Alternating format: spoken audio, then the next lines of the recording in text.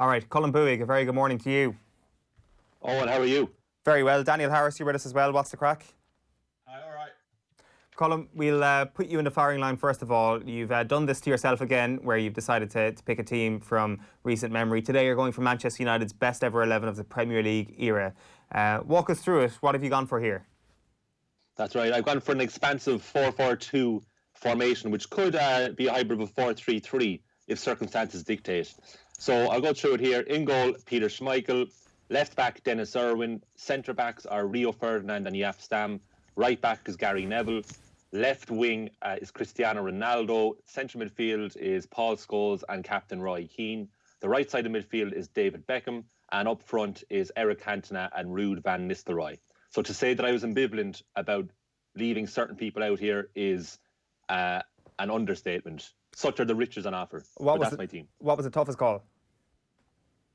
Oh, undoubtedly Wayne Rooney and Ryan Giggs. I mean, with one you're talking about United's greatest ever goal scorer, with one you're talking about the greatest ever appearance maker, and obviously they're both fantastic players. So those two were very difficult to leave out. But if you read my article on offtheball.com about this team, at the end I do have an alternative formation of a 4-2-3-1, which allows Giggs and Rooney into it and Beckham and Van Nistelrooy out of it.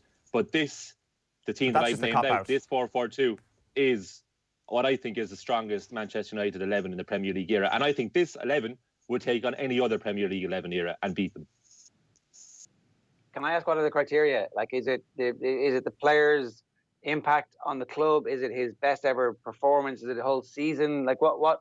So how do you decide over one over the other? Because Ryan Giggs' greatest ever performance as an individual, his best ever season as an individual, or is it him as a central midfielder? What are your criteria? I'm glad you asked her. I do have criteria again, very similar to the Irish Premier League 11 that I named. So every player has to play in their natural position. And the biggest thing for me is the Premier League contribution that each player made to the Manchester United cause. So it's not necessarily their longevity that gets them in. It's what they did with the time that they had. And that's why these 11 are in. So it's a team as well. It's not just 11 individuals. So this is a team that can beat any other team. Hence the right-hand side with Gary Neville and David Beckham and their fantastic partnership. So it's unfortunate. I do have to leave out huge names. The Manny Vidic is another name I have to leave out very reluctantly. But this is what I think is the best team and all the players playing in their most natural position who have been successful at Man United. And this is what I ended up with. Daniel Harris, what was your initial reaction when you saw that team? Yeah, it's pretty good. I would say, I think you might have failed your own criteria, though, because if you're going for natural position, you've got to have Dennis Irwin at right back, as I have. Not for that reason. I think he played more left back, didn't he? United? He did, but he started at right back. He moved to left back because he could, rather than because that was his natural position. But yeah, I mean, that was a good team. I picked my team on slightly different criteria. I guess what I'm looking for when I picked it is I'm partly looking for every player's highest level. If every player plays to their height, to their top level, who am I going to pick? And I also, I guess, was picking the team thinking if United were playing the best teams that I've ever seen, what do I think United would have to do to be able to beat anyone? And that was what I was motivated for when I picked my team. So I also left out some players that I would not ordinarily leave out of this kind of thing. So run us through it, Daniel. Okay, so my team was Schmeichel in goal, best to ever do it. Nothing else to say, really. Then Owen at right back, Stam Ferdinand in the middle, and Patrice Evra on the left. Then I went for a midfield three of Ince, Keane and Scholes. And then up front, I went for Ronaldo on the right, Van Nistelrooy in the middle, and Giggs on the left. No Rooney. No, I mean, the one that was the hardest to leave out was Eric Cantona because, I mean, I grew up watching Eric Cantona. I was at Selhurst Park when he booted Matthew Simmons.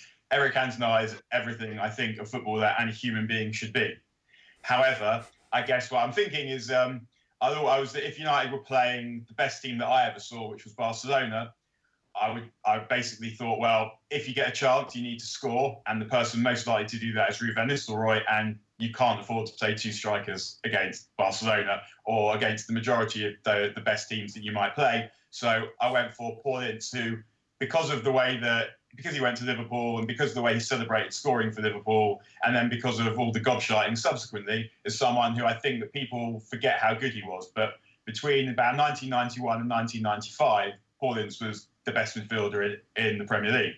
And so I felt that if you had a midfield three of him, Roy Keane and Paul Scholes, it would be extremely difficult for any team to beat you. If I was picking a team just to play in a bog-standard Premier League game, then I could very easily play David Beckham on the right, as you did, and then play Ronaldo on the left. But my favourite Ronaldo was 2006-07 Ronaldo, when he was still playing on the right, before he sort of turned into a relentless, remorseless accumulator. When he was playing on the right, he was still a lot of fun. He was still playing partly to win at football, and partly to take the piss. So I put Ronaldo on the right for that reason. And I would say the other change I think we had was I had Evra in my team and you didn't. As far as I can see, Evra is the best fullback I've seen at United, and it's not close. Irwin was excellent, and it's a difficult decision between him and Gary Neville. But the thing about Irwin that always sticks in my mind, and I know that in a long career it shouldn't, is when he got burned up by Stoichkov when United got thrashed by Barcelona, and Stoichkov just stepped on the gas and Irwin couldn't go with him. And that is not something you would ever say about Patrice Evra of anyone. He was fast, he was strong, and actually he also got you goals. Once Rio Ferdinand stopped going forward for set pieces, and Evra started going in front of him, started scoring goals as well. And I would say that him and Ashley Cole were by far the two best fullbacks in the world for probably a three-year period. And I'm not sure you could say that about Neville or Evra. About Neville or Irwin. So yeah, Evra is by far the best fullback I've seen at United, so that's why I picked him. Colm, was there any consideration to shoehorn Paul Ince ahead of Paul Scholes in your team? Well, I was asked last night by a friend of mine, what would be your backup 11? And Ince was straight in there. Ince was fantastic. Danny was completely right. And I guess it's the way he left the club and the fact that he played for Liverpool, that Manchester United fans might have a different opinion of Ince. But if you judge him as a player, he's fantastic. I mean, when Roy Keane did that Best of Enemies documentary with Patrick Vieira a few years ago, he put Ince in the team ahead of Scholes, Keane, in his United team. So he's obviously highly rated by the players that played with him. And he was fantastic. You just have to look back at clips. But no, I mean, I had to go with my midfield too. Actually, my midfield too was probably the most straightforward selection that I had, which for me was Keane and Scholes immediately. There was no problems there. Can we talk a little bit about Scholes? Because our classic game club this week is the Juventus Manchester United second leg Champions League semi-final from 98-99, and obviously everybody famously knows that Scholes and Keane both pick up bookings and miss the final. But maybe what everybody doesn't pay attention to too much is the fact that Scholes wasn't first choice that night for the away game. Daniel, it seems there was a long period of time where Alex Ferguson felt like Nicky Butt and Paul Scholes were interchangeable in some respects, particularly in a big away match where you would expect that Man United need to get on the ball a bit. He went for Nicky Butt against Deschamps and Zidane and Edgar Davids. Why was it such a close run thing in Alex Ferguson's head for such a long period of time that these two players were fairly close to each other in standard? I don't think it's so much that they were fairly close to each other in standard. I think it's that you're looking for a different thing from them. And it's also notable in the treble season that Scholes also didn't start the games against Arsenal. Fergie always started Butt because I think he felt that he needed some extra ballast in midfield to enable him to play two strikers and to play Beckham and Giggs, who are basically mainly on the touchline. So I think it was not a question of quality, but a question of balance. And Scholes hadn't quite established himself as someone you would always pick. Later era Scholes became that because when he moved back, he started controlling the game. So at that point, Scholes was an essential. But when the early days of Scholes, he was mainly about scoring. He actually talked about this himself quite recently, that he felt that his job was to score goals. And if you're playing with two strikers and two wingers, then when you're playing the better teams, if you've got a midfield player who's mainly trying to score goals, that's a problem. I mean, we saw it with Chelsea, we saw it with Liverpool, in that Lampard always played on the left of a three, and that was essential because it meant that he could, having three there, because it meant that he could concentrate on scoring, and he didn't do that much else. And similarly with Gerrard, managers throughout his career struggled with knowing where to put him. And he had his best season when Benitez played him behind Torres, because then he didn't have to do anything else. So I think that's why Scholes was left out. It wasn't an issue of him not being a better player than Butt. It was just sometimes a different option was necessary. Could he not have done what Nicky Butt did, though? And also, like, I mean, I guess maybe this is a conversation about Ferguson as a tactician. Like, it's almost like you couldn't fit Gerrard and Lampard in the same team. It's like you couldn't fit Keane and Scholes in the same team on the biggest of the big games, when actually you could. They could both have played quite deep, and it would have been a different type of a more tiki-taka style team, I suspect. But why did that not work out for them? I guess it did work in that he played Scholes in most of the big European home games, and had Scholes not been suspended for the final, I'm absolutely certain he would have played Scholes, not Butt. But I guess with football, you add something in one place, you got to take it away in another. That's like the game is perfectly balanced, and sometimes different players. If you look at the two finals that Fergie won, the two European finals that Fergie won, I'm pretty sure that the starting 11s in both those games didn't start any other game together. And if you look at what's considered to be the classic United 11 from the treble season, the one that everyone would name that has Scholes in it, I think that team only started one game together. So football, it's not science, and it doesn't always work in the way that you expect it to work. And sometimes you have to take note of the fact that your opposition are good. And if you want to play two strikers, then you can't have a midfield player, and you can't leave the entirety of the midfield running to Roy Keane, is I guess what I'm saying, although he did do a pretty good job of doing that, and also did a pretty good job of that for Ireland as well. If you talk about the treble-winning team and you talk about two strikers, I'm not sure, did either of you guys get tempted by York and Cole at all? Especially Colm, I think you were making the point about having a bit of chemistry in your team and players that know each other and that can clearly, not just putting names together out of a hat and putting your 11 best players on the pitch, an actual team in these fantasy stakes we've got this morning. Like, why not Cole and York? Did they come into your consideration at all?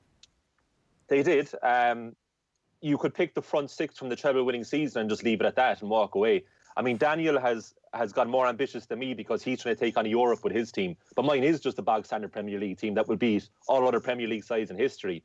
And if you wanted to, you could definitely put Cole and York up there. But no, I had to look at the overall picture of the 28 years of the Premier League, and I was thinking it's Cantona and Van Nistelrooy for me. Obviously, Rooney was very close into it, but like Ferguson brought some fantastic strikers to the club. I mean, for a manager who was seen to have a weak spot in goal as a goalkeeper, Bayer, and to recruit central midfield after Roy Keane left. I mean, the list of strikers that he brought in, Alex Ferguson, to the club, like Brian McClare, bring back Mark Hughes, Cole and York, as you say, Solskjaer, Sheringham, Tevez, Berbatov, Van Persie, and Rooney. But I had to go with a guy in Cantona who, when he joined Man United in November 1992, United were 10th after 15 games. They were going nowhere. They hadn't won the league since 1967. And at the end of that season, they win the league for the first time since then. And the following year, they win the double, and Cantona gets PFA Player of the Year. Then, of course, he gets suspended after the Kung Fu kick. United lose the league by a goal to Blackburn, lose the FA Cup final to Everton, and then Cantona returns, and we know what happens there with the double. So what Cantona did in his time at United puts him into the team straight away, ahead of Cole and York, who had an absolutely wonderful partnership, brilliant, and are obviously essential to what happened in the treble. But they don't touch Cantona or Van Nistelrooy in terms of talent and ability. And for Van Nistelrooy, again, another player who fell out with Ferguson spectacularly. The League Cup final in 2006 against Wigan, threw a huge strap after not being brought on at all from the bench. And it was inevitable that he was going to leave that summer. But you forget about Van Nistelrooy. His first 3 years at the club, he was sensational. And he was at a club at a transitional period, like for 5 years between 2001 2006. United only won the league once. So Van Nistelrooy was playing with often in a very mediocre side around players who either developing or frankly inadequate. And he was scoring 20 plus goals in every season, I think, except 04-05 when he was injured a lot. So I can't move those people out. I can't take Cantona and Van Nistelrooy for anybody else for those reasons alone. But Cole and York, yeah, absolutely. They could be in another different sort of United 11, but not this one. Van Nistelrooy, I would say, is his form in the second half of 02-03 is probably the best I've ever seen from a United player. And in Champions League, he got, even though he never played in a team that was good enough to get to a final, he got 38 goals in 47 games. And he also did it in Europe for PSV and for Madrid. And I think that of all the great players that we've seen in the Premier League era, he is one of the ones who people know was great, but history has not judged him to be as great as he was because he was playing with players like Cleberson and Djemba. He basically turned up during Fergie's sabbatical, should we call it? Not even sabbatical, testimonial. It's probably a better way. Looking at some of the players that arrived at that point and wondering quite why that might have been. Forlan, Bellion also. I mean, obviously Forlan was better than Bellion and Djemba, but still, there was some things that went on with the transfer that suggested that perhaps, well, yeah, Michael Crick's documentary, The Boss, on this topic is excellent. So, yeah, but the thing about Van Nistelrooy was that he was not a guarantee of a goal, but at his best, he was almost a guarantee of a goal. In the 02-03 run-in, he scored 15 goals in the last 10 games and at least once in every game. But I've never seen anything quite like that, where you were absolutely certain that someone was going to score.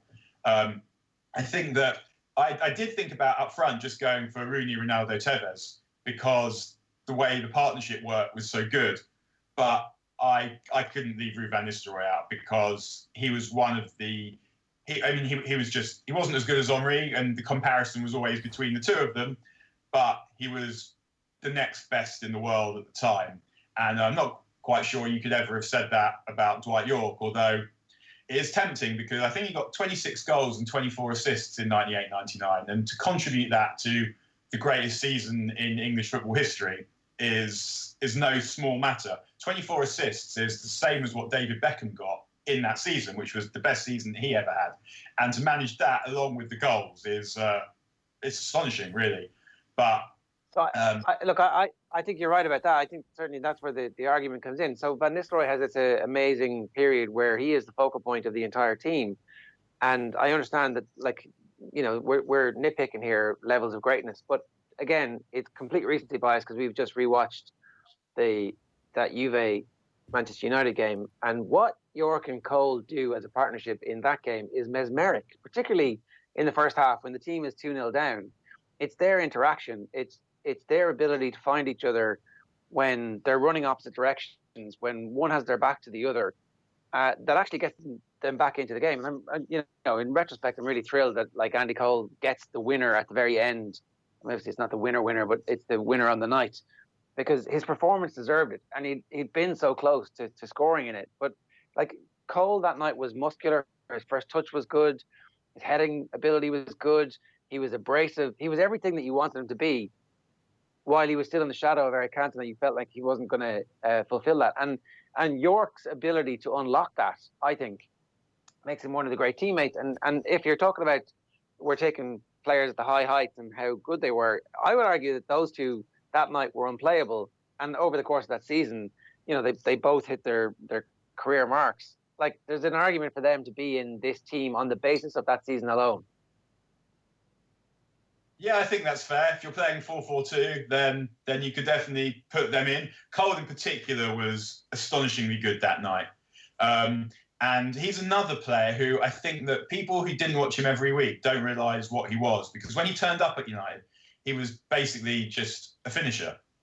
And usually when a club signs strikers like that, if they either hit it off straight away or they don't work. There are very few strikers I've seen turn up at United, not be good at the beginning and eventually become really good. But with Cole, that wasn't the case. And he, over the course of his first 2 or 3 seasons, he transitioned from a kind of a one-touch finisher, like played through by Beardsley or a low cross, to an all-round brilliant centre forward who could do a little bit of everything. And that was why him and Yorke worked. They could both come short. They both had a great first touch. They could both head. They could both volley. They could both finish. And it didn't matter who went where, because each could do the other one's job. And that was why I think that worked really well. But Van Nistelrooy was a level above both of them, I would say, at his best. Like, able to take the ball away from goal and run past 2 or 3 defenders and score.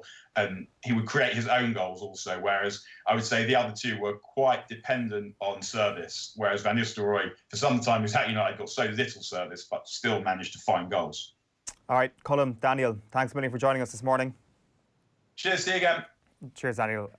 Who's got the better team there, Ger?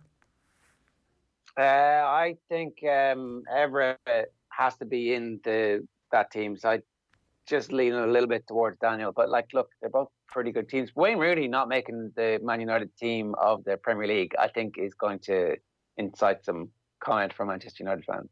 Well, John Giles didn't pick him in his best ever Manchester United 11 a couple of weeks ago. I will say it was best ever. The Premier League players that made Giles' 11 were Schmeichel, Irwin, Stam, Vidic, Scholes, Keane and Ronaldo. No Ever there either. We didn't talk about Stam. Stam was sensational. I can't believe Alex Ferguson burned him out of the club. For what? For like, I don't know. What the hell was he thinking? It was insane. Absolutely, it was. There's more on that coming this week in our Classic Game Club 99, the second leg, Juventus against United.